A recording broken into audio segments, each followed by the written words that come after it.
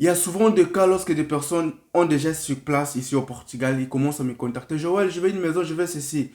Sans avoir l'objectif de votre voyage, ça sera vraiment compliqué. Alors dans cette vidéo, moi je vais vous parler des différentes difficultés que les nouveaux venus ici au Portugal rencontrent lorsqu'ils arrivent ici au Portugal.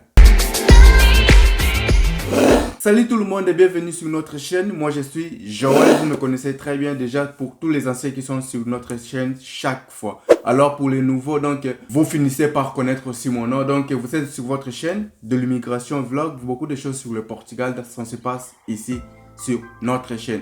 Alors vous le savez très bien, donc je disais que les nouveaux venus ici au Portugal, qu'on appelle ici au portugais recente chegada, c'est-à-dire les nouveaux qui viennent à peine justement d'arriver ici au Portugal, ont des difficultés, ont des situations un peu compliquées qu'ils se mettent lorsqu'ils arrivent ici au Portugal.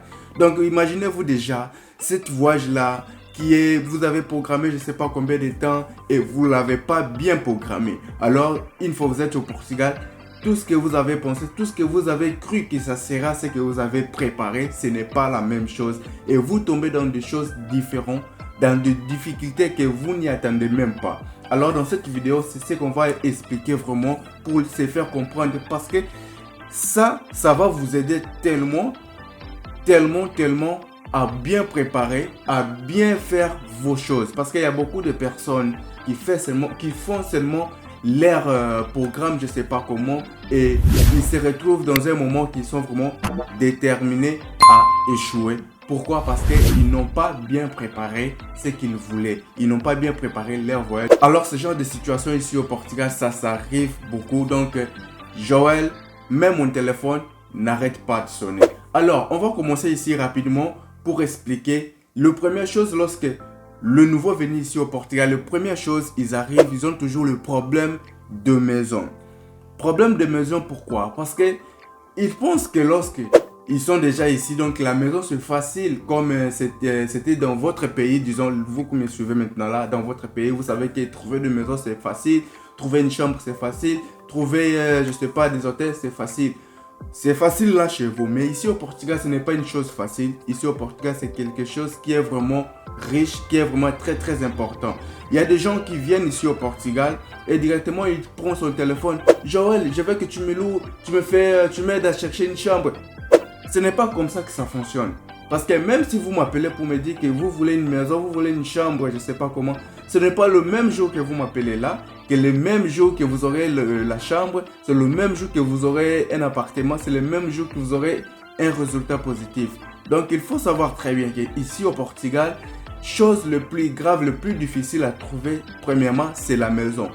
Même si vous avez votre argent pour payer, même si vous n'en avez pas, mais chassez là, vous êtes dans les mêmes conditions que tous les Portugais ici ont le même problème de location, c'est-à-dire de trouver une chambre directement ou une maison ou un appartement directement pour louer. Ça, c'est tellement difficile. C'est l'une des choses que je vous dis souvent. Lorsque vous faites vos plans pour venir ici au Portugal, vous faites des calculs, donc vous réalisez tout le programme que vous allez faire pour venir au Portugal. Premièrement, pensez à ce qui est l'endroit de dormir. L'endroit de dormir, je fais allusion à ce qui est la maison, l'appartement ou une chambre. Donc ça, ce n'est pas une chose facile ici au Portugal. C'est vraiment très dur parce que vous pouvez avoir l'argent comme je vais de le dire, mais vous n'allez pas trouver. Il y a même des gens qui ont une chambre comme ça. Vous présentez devant lui, vous dites que vous allez louer cette chambre, voilà l'argent, il ne va pas prendre. Pourquoi? Parce qu'il veut premièrement vous analyser, il veut savoir qui êtes vous, il veut savoir est-ce que vous travaillez, est-ce que vous aurez la capacité de lui payer. Et chose grave, lorsque vous êtes nouveau venu, vous n'avez même pas de documents ici au Portugal, ils vont réguler. Parce qu'ils savent que vous êtes dans une situation où vous aurez du mal à lui payer la maison ou la chambre. Donc ça sera vraiment difficile. Alors ne pensez pas lorsque vous allez venir seulement comme ça vous aurez une chambre, vous avez un appartement. Surtout que lorsque vous n'avez pas de documents, ça sera vraiment difficile. Alors l'autre situation c'est quoi? L'autre situation c'est que parfois on vous ment, on vous dit de loin, on vous raconte par-ci par-là sur le document pendant une semaine. Dans une semaine, donc c'est-à-dire document dans une semaine. Donc vous arrivez au Portugal, vous avez tous les documents dans une semaine. Même si on vous parle des premiers documents là, vous en avez dans une semaine. Mes frères, ce n'est pas comme ça que ça fonctionne. il y a beaucoup de gens qui sont dans cette situation ici au Portugal. Récemment, ils viennent à peine d'arriver. Ils pensaient que dans une semaine, il va se rétablir avec toutes les choses là, c'est que je vais de citer, la maison, avec les documents. Et pourtant, la réalité, ce n'est pas la même chose. La réalité, c'est différent. Donc, n'imaginez pas ici au Portugal, votre première semaine, vous aurez tous les documents que vous voulez. Admettons, tous les documents, déjà c'est impossible. Alors, mettons justement le document base, qui est le NIF et le numéro de la sécurité sociale, manifestation d'intérêt, ces trois documents-là. C'est impossible de voir tous les trois documents-là la même semaine. C'est vraiment impossible. Alors, pourquoi je dis que c'est impossible? Si au numéro de demande qui sont ici au Portugal, vous serez dans la file d'attente.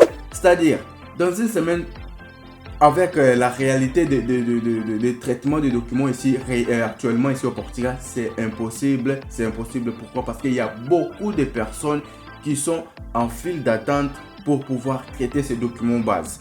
Donc, ce n'est pas que vous venez justement d'arriver dans une semaine, vous dites non, aujourd'hui je sors de la maison, je vais traiter ceci, je vais traiter les NIF, je vais traiter les NIS, je vais traiter la manifestation d'intérêt.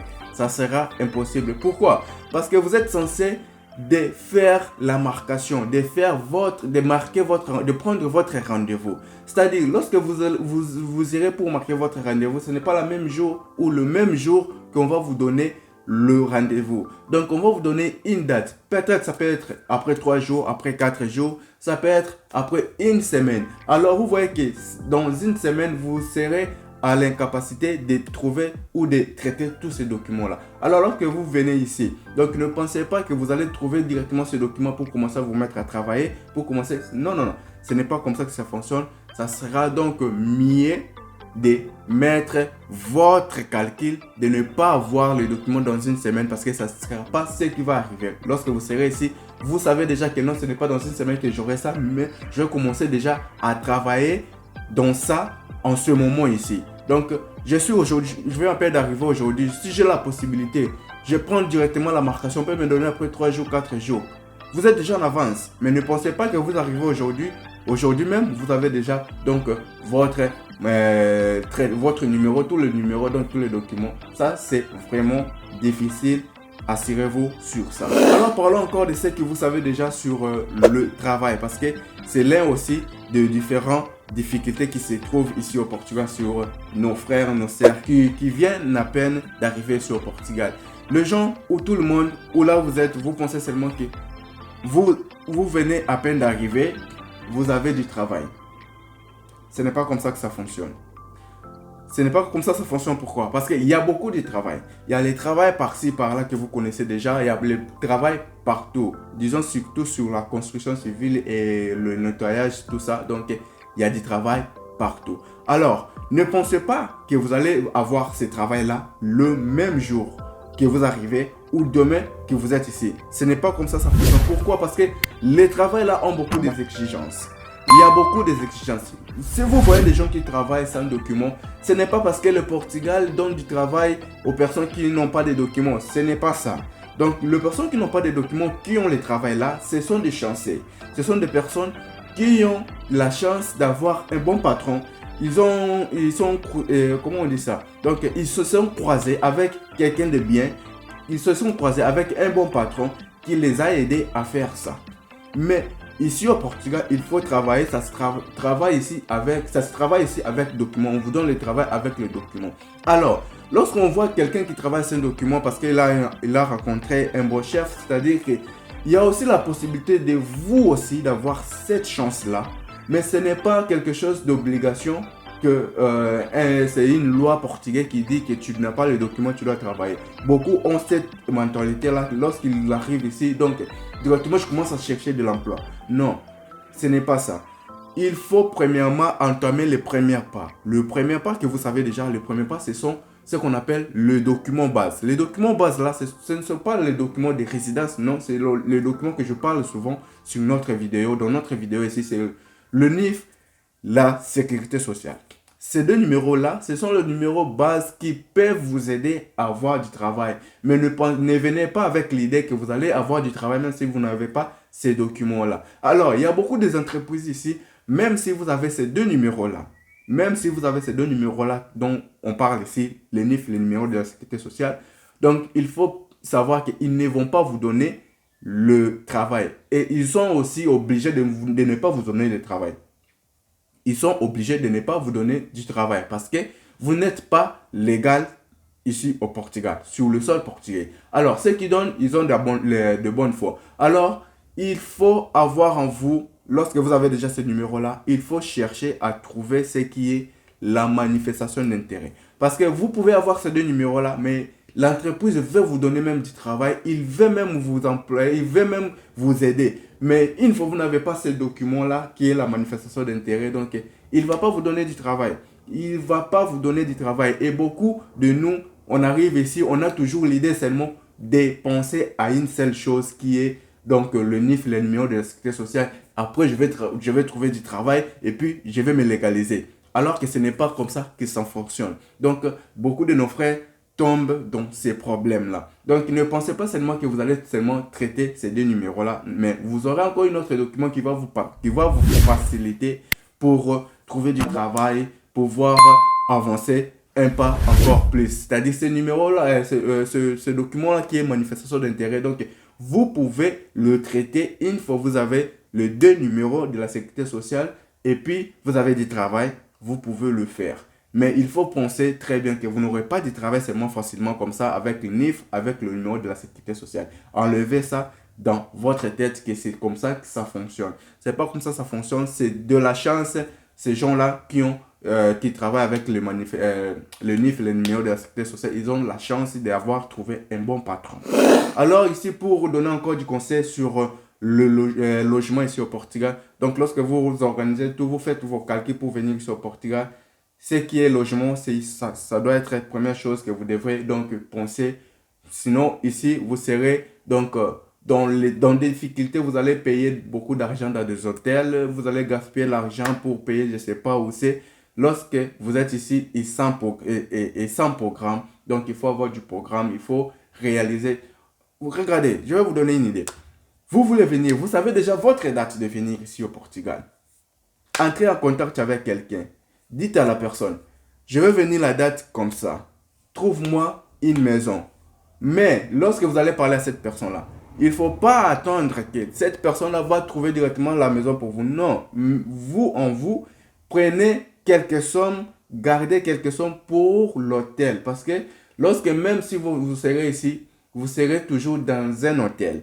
Si ce n'est pas un hôtel, vous serez dans un hostel qu'on appelle ici au Portugal hostel. Je ne sais pas si en français c'est aussi hostel, mais ça s'appelle hostel. Donc vous serez comme ça. Alors, lorsque vous serez ici au Portugal, là, la personne a déjà votre demande. Donc, je pense que depuis que vous l'avez déjà signalé, jusqu'à ce que vous allez venir, il peut avoir du nouvelle, il peut avoir de bonnes nouvelles, il ne peut pas avoir aussi, parfois il ne peut pas aussi avoir de bonnes nouvelles, mais au moins il est déjà au courant que je dois faire ceci à mon ami ou à mon frère ou je ne sais pas, à la famille. Donc, une personne, il a déjà l'idée de ce qu'il doit faire. Même si vous êtes ici, il est déjà... Parce qu'ils savent déjà que lorsqu'il va trouver une maison, il va déjà parler au propriétaire, les informer que c'est mon frère, c'est mon ami, c'est la famille qui vient. Il n'a pas encore de documents. La personne, il connaît déjà que la personne qui va venir louer la maison ou une chambre ici, c'est quelqu'un qui vient de l'extérieur, c'est un étranger. Alors, il sera déjà donc à mesure justement de se limiter à vous demander justement le passeport. Parce qu'il sait que vous êtes étranger, vous n'avez pas de documents. Là, ça facilite. Mais imaginez-vous, vous êtes déjà ici et vous m'appelez directement, Joël, je veux une maison, louez pour moi une maison. Ce n'est pas tout le monde qui accepte quelqu'un qui est déjà ici au Portugal qui n'a pas de documents. Parce que si tu es déjà ici au Portugal, la personne sait il est ici au Portugal mais il n'a pas de documents. Donc ça sera la tête, ça me fera. Donc il va comme on dit au portugais ici, il va m'accaisser la tête. Donc il va me faire brûler la tête. Donc, mais si la personne elle est à l'extérieur, disons, alors que on a déjà les informations que non, la personne, il veut louer une maison, on va informer directement la propriétaire de la maison que la personne, il va arriver le jour tel, il va louer votre chambre ou une maison. La personne, il sait déjà que la personne qui va arriver n'aura pas de documents, mais n'aura son passeport. Ça sera donc facile. Donc, c'était ça. Donc, je voulais vous relater, je voulais vous donner ces conseils-là pour ceux qui comptent venir sur Portugal. Parce que ça, je vous dis, parce qu'il y a des gens qui ont déjà cette situation ici. Ils sont dans cette situation ici au Portugal. Donc, ils pensaient d'autres choses différemment. En arrivant ici, la situation est complètement différente. Alors, vous qui allez venir, j'espère que vous avez déjà noté quelque chose de plus important que je vais vous parler de cette vidéo. Alors, si vous avez aimé, n'oubliez pas de laisser vraiment votre j'aime. Et puis, n'oubliez pas, notre Instagram, il est là. Suivez-nous.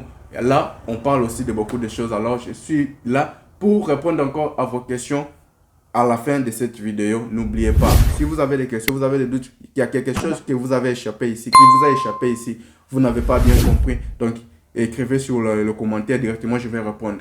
Écrivez-moi, parce que si vous m'écrivez directement sur Instagram, parfois, j'ai plein de messages. Ça peut avoir le retard de vous répondre demain ou après-demain. Mais aujourd'hui, sur cette vidéo, une fois vous commentez ou vous laissez votre question sur le commentaire maintenant là. Donc, je vais répondre parce que je suis là en attente de vos commentaires, de vos questions pour pouvoir répondre. Alors, bye.